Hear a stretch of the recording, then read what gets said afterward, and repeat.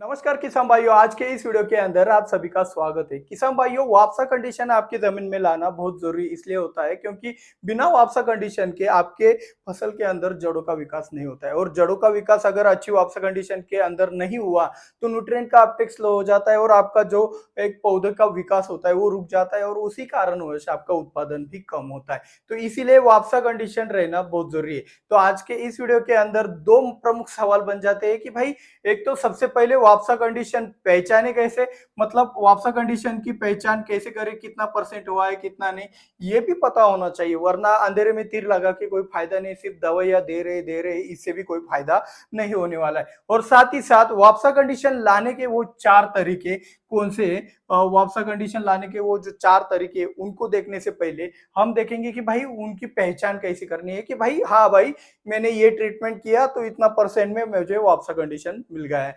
तो ये सब कुछ बातें आपको पता होनी चाहिए, इसलिए हम पहले पहचान के बारे में बताएंगे और फिर आपको तरीकों के बारे में बताएंगे। तो चलिए बिना किसी देरी के वीडियो की शुरुआत करते हैं। वीडियो को लाइक करके सब्सक्राइब का बटन जरूर दबा देना। तो पहचान के बारे में बात करें तो सबसे पहला वाला तरीका आपको पता है, वो सभी को पता है लेकिन फिर भी रिपीट कर देता हूँ कि भाई आपको क्या करना है, मिट्टी उठानी है। जो भी ड्रिपर होगा या फिर आपका खुला पानी देते होंगे तो खेत की मिट्टी उठाना है। खेत की मिट्टी उठाने के बाद उसका एक गोला बनाना है, लड्डू बनाना है और उस लड्डू को फिर से फोड़ देना है। अगर वो फिर से बुरबुरा होकर आपके हाथ पे अगर मिट्टी नहीं चिपकती है, अच्छे से गोला भी बनता है, तो वहां पे आपका क्या बन जाता है कि भाई वापसा कंडीशन बहुत ही अच्छी तरीके से बन गया है। लेकिन इसमें परसेंटेज का थोड़ा सा इश्यू होता है, आप पहचान नहीं पाते हो कि भाई कितना परसेंट है।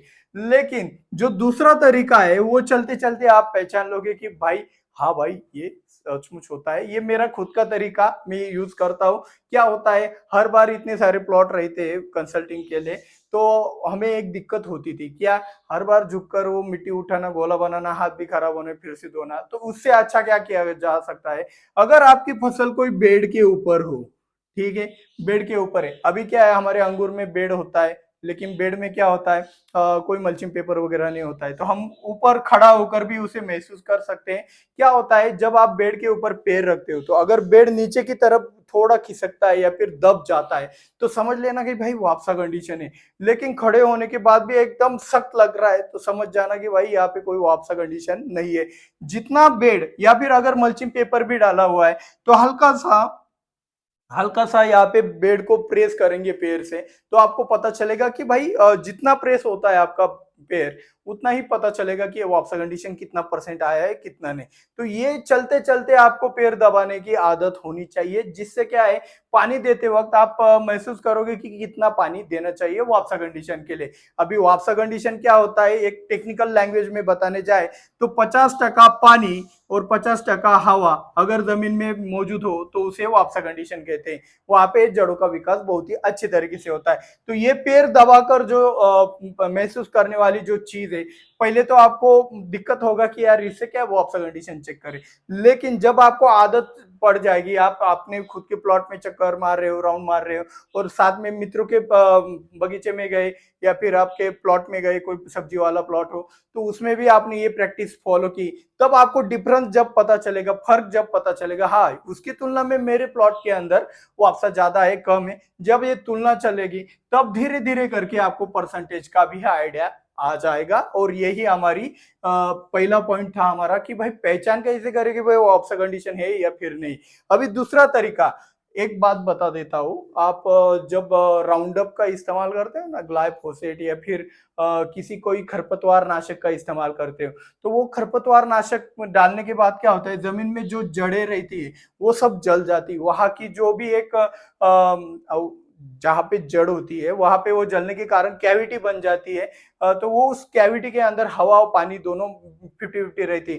तो इसीलिए आप देखना भाई, जो भी खरपतवार डालते हो तो खरपतवार डालने के बाद आपका पैर जमीन के अंदर धंसने लगता है, तो वो एक प्रकार का वापसा कंडीशन ही है, लेकिन वो गलत तरीका है। मैंने सिर्फ आपको एक महसूस कराने के लिए वापसा कंडीशन क्या होता है ये उदाहरण आपको दिया है।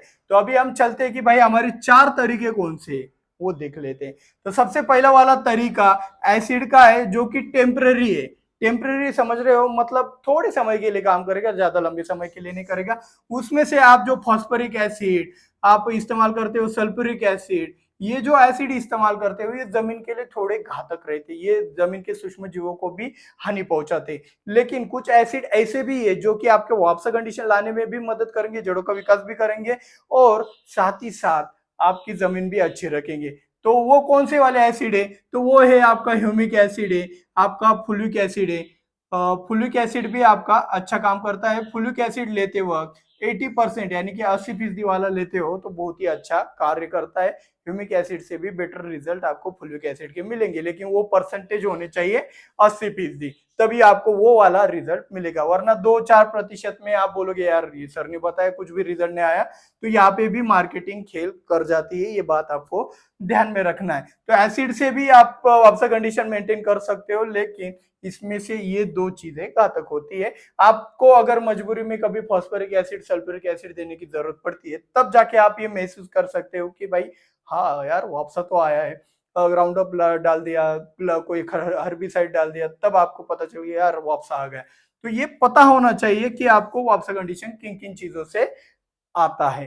ठीक है, इसके बाद दूसरा वाला तरीका कौन सा है? तो दूसरा वाला तरीका है हमारा पानी से वाटर मैनेजमेंट से वापसा कंडीशन तैयार करना। अभी वाटर मैनेजमेंट से वापसा कंडीशन कैसे तैयार करें?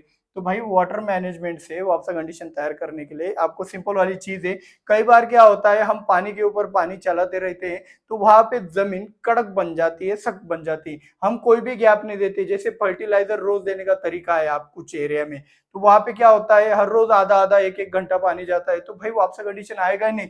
आपका हवा बिल्कुल भी वहां पे नहीं होगा। हवा अगर ज्यादा नहीं होगा, 50% तक नहीं होगा, तो वापसा कंडीशन नहीं बनता है। वहां पे चिपचिपा बन जाता है। तो वहां पे वाटर मैनेजमेंट का भी एक तरीका बन जाता है कि कैसे आप अपने जमीन के अंदर वापसा कंडीशन मेंटेन करें। मतलब समझ जाओ कि भाई पानी के सहारे गैप रखना है आपको, जिससे हवा और पानी का रेशियो मेंटेन हो सके।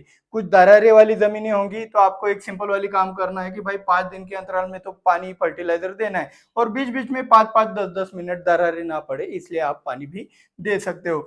तीसरा एक और तरीका है जो कि थोड़ा लंबी दूरी के लिए काम करेगा, मतलब लंबे समय के लिए काम करेगा, लेकिन स्लोली स्लोली एक्शन दिखाएगा। तो वो कौन सा वाला तरीका है? तो वो तीसरा वाला तरीका है भाई एक सल्फेट फॉर्मुलेशन का। अभी सल्फेट फॉर्मुलेशन का क्या तरीका है भाई? समझ जाओ कि भाई ये एसिड है। एसिड क्या करते हैं, आपकी जमीन का पीएच कम करते हैं। ये बहुत तेजी से पीएच कम करते हैं, इसलिए इनका बहुत तेजी से रिजल्ट आता है। अभी देखो ना एसिड क्या काम करते हैं, एसिड लिखा है यहाँ पे, phosphoric acid sulphuric acid humic acid fulvic acid.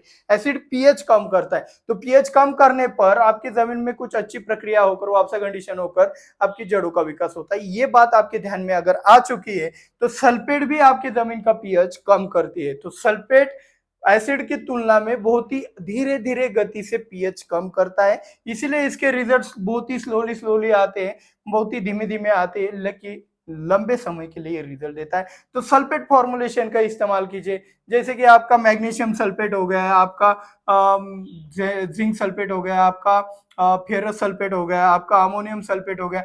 इस तरीके से सल्फेट फॉर्मुलेशन का आप ज्यादा से ज्यादा इस्तेमाल करोगे तो आपकी जमीन का पीएच जैसे कम होगा, वैसे वापसा कंडीशन अपनी आप बरकरार होनी स्टार्ट होगी। ये एकदम से जोर गति से अगर आप रिजल्ट पाने जाओगे तो वहां पे दिक्कत आता है, कुछ जमीन खराब होने का भी दिक्कत आता है। तो उससे अच्छा सल्फेट फॉर्मुलेशन बहुत ही तगड़ा वाला रहता है।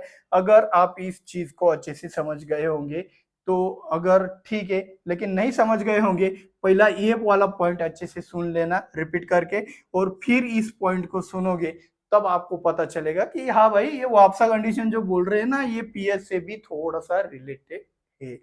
और एक चीज है हमारे पास, एक चौथा और अंतिम तरीका है। चौथा और अंतिम तरीका यह है कि भाई एक वापसा कंडीशन लाने के लिए अभी ये हर बार नहीं कर सकते, एसिड का ज्यादा इस्तेमाल नहीं कर सकते। वाटर मैनेजमेंट तो भाई संभालना ही पड़ता है। सल्फेट फॉर्मुलेशन का बार बार इस्तेमाल करके थोड़ा खर्चा ही होता है। लेकिन कुछ लोगों को ऑर्गेनिक में कुछ ऐसे तरीके चाहिए होते हैं जिससे लंबे समय के लिए, मतलब भाई मुझे टेंशन भी लेने की जरूरत ना पड़े। तो ऐसे सिचुएशन में उनको क्या करना है कि भाई उनको खली का, मूंगफली की खली, सरसों की खली, जो भी प्रकार की खली हो, खली के साथ माइक्रो ऑर्गेनिज्म बढ़ाने होंगे। माइक्रो ऑर्गेनिज्म मतलब क्या? सूक्ष्म जीव। अभी सूक्ष्म जीव में क्या आते हैं? सूक्ष्म जीव में आते हैं आपके फंगस, बैक्टीरिया। और फंगस और बैक्टीरिया कौन से?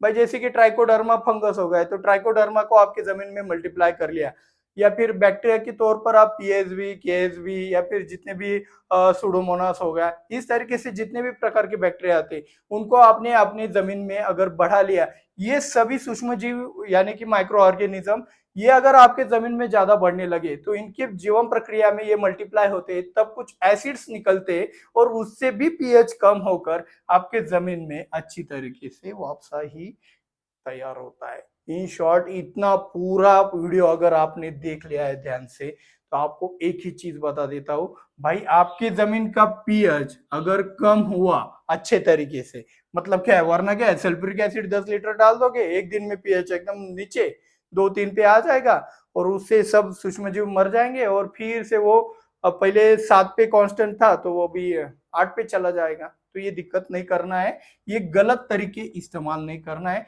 पीएच अगर आप सही तरीके से अगर नीचे लाओगे धीरे धीरे करके, तो आपका ये वापसा कंडीशन जो कॉम्पैक्टनेस बढ़ रहा है, आप देखो कैलकरस सॉइल चुनखड़ी वाली जमीनों में कॉम्पैक्टनेस बहुत ज्यादा बढ़ता है, तो वो इसी के कारण बढ़ता है, ये आपके दिमाग में अभी आ गया होगा। तो पीएच कम कैसे करें इसके ऊपर भी हमारा वीडियो है, आप वहां पे भी जाके देख सकते हो। और आपको एक और चीज आज सीखने को मिली होगी कि भाई पीएच से ही रिलेटेड आपका वापसा कंडीशन है, वापसा से ही रिलेटेड आपकी जड़ों का विकास है, जड़ों के विकास से ही रिलेटेड न्यूट्रिएंट का अपटेक है, न्यूट्रिएंट के अपटेक से ही रिलेटेड आपका फ्लावरिंग है, फ्रूट साइज है, वेट है, सब कुछ आता है। तो इसीलिए ये सब अगर समस्या की जड़ अगर कहे तो ये आपकी जमीन का बढ़ता हुआ पीएच, तो बढ़ते हुए पीएच के मुकाबले आप देखो यहाँ पे, अगर एक चीज बता देता हूँ भाई, अभी मैंने आपको प्रॉब्लम बताया कि भाई आपका बढ़ता हुआ पीएच, आपको ही दिक्कत है, अगर पीएच को कम करोगे आपका प्रॉब्लम सॉल्व होगा। आप क्या करते हो, आप दिमाग पे जोर नहीं डालते हो, आप सीधा जाते हो दुकान में, हाँ भाई पीएच कम करने वाली दवा दो, फिर वो क्या करते हैं, वही वाली चीजें आपको पिलाते हैं और आप पी जाते हो।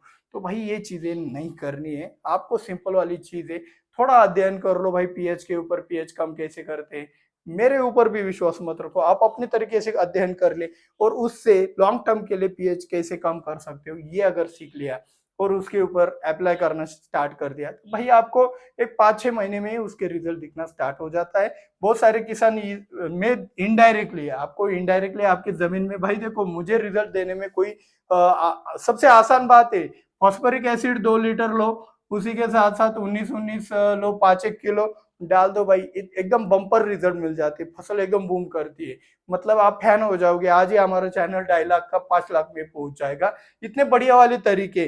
लेकिन उन तरीकों में आपकी जमीन खराब हो सकती है, इसी इसी डर के कारण हम ये ऐसी चीजें आपको नहीं बताते हैं। ये पता है भाई, मेरे को भी पता है, इतना ज्यादा सल्फ्यूरिक फास्फोरिक डालोगे तो अपटेक बूम से होता है, और अपटेक बूम से हुआ तो भाई अच्छा फसल हो जाता है, लेकिन वो 1 साल के लिए, वो मुर्गी अंडा खाए या मुर्गी खाए वो ऐसा चीज हो जाता है, आपका फसल जमीन खराब हो जाएगा, जो कि हम नहीं चाहते। हम क्या चाहते हैं, धीरे धीरे करके क्यों ना हो आपकी जमीन सुव्यवस्थित स्थिति में आ जाए। इसलिए हम ज्यादातर, आपने देखा होगा, मैं फॉस्फोरिक एसिड सल्फ्यूरिक एसिड को ज्यादा रिकमेंड करता ही नहीं हूँ, सिर्फ ड्रिप साफ करने के लिए एक बार किया तो किया, वो भी 1 लीटर से ऊपर नहीं बोलता हूँ। तो इस तरीके से हमारा ये चैनल काम करता है। जो भी नए किसान अभी इस वीडियो को पहली बार देख रहे हैं, प्लीज सब्सक्राइब का बटन दबा लो, इससे क्या होगा, आपको हमारी आने वाली वीडियो भी समय पर मिल पाएंगे। और हाँ, निर्माता फैमिली को सपोर्ट करना चाहते हो, वो भी दिल से करना चाहते हो, तो ज्यादा से ज्यादा शेयर जरूर करना। मिलते हैं अगले वीडियो में। जय जवान जय किसान।